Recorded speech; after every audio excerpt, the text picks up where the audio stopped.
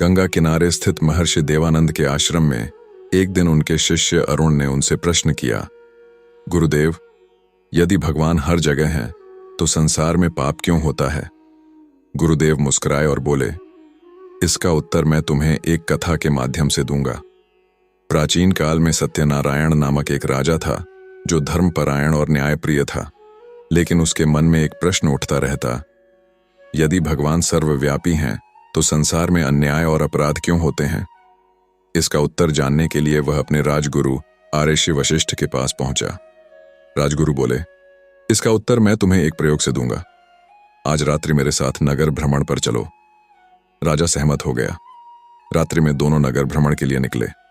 आर्षि वशिष्ठ बोले, राजन, कोई ऐसा स्थान खोजो जहां पूर्ण अंधकार हो।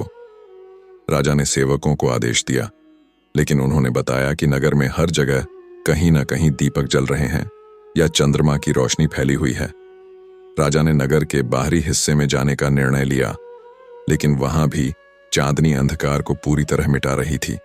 थककर राजा ने कहा, गुरुदेव, पूर्ण अंधकार तो कहीं है ही नहीं। ऋषि वशिष्ठ मुस्कुराए और बोले, यही तुम्हारे प्रश्न का उत्तर है राजन। ऋषि वशिष्ठ बोले, अंधकार का अस्तित्व तभी तक रहता है जब तक प्रकाश वहां नहीं पहुंचता। उसी प्रकार पाप का अस्तित्व तब तक रहता है जब तक व्यक्ति भगवान के ज्ञान को स्वीकार नहीं करता। भगवान सर्वव्यापी हैं, लेकिन उनका प्रकाश केवल वहां प्रकट होता है जहां लोग उसे अपनाने के लिए तैयार होते हैं। अंधकार स्वयं कुछ नहीं होता, वह केवल प्रकाश के अभाव का नाम है। उसी तरह पाप कोई स्वतंत्र शक्ति नहीं, बल्कि ईश्वर के ज्ञान के अभाव का परिणाम है। राजा को बात समझ में आने लगी थी। आर्षि वशिष्ठ बोले, भगवान ने मनुष्य को स्वतंत्र इच्छा दी है।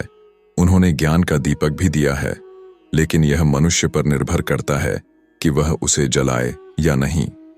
जो सत्य, प्रेम और ईमानदारी के मार्ग पर चलता है वह भगवान के प्रकाश को आमंत्रित करता है, लेकिन जो लोभ, क्रोध और मोह में डूबा रहता है वह स्वयं ही पाप को अपने जीवन में स्थान देता है।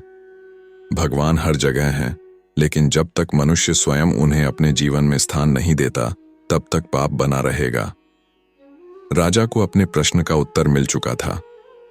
उसने अपने राज्य में धार्मिक और नैतिक शिक्षा को बढ़ावा देने का निर्णय लिया।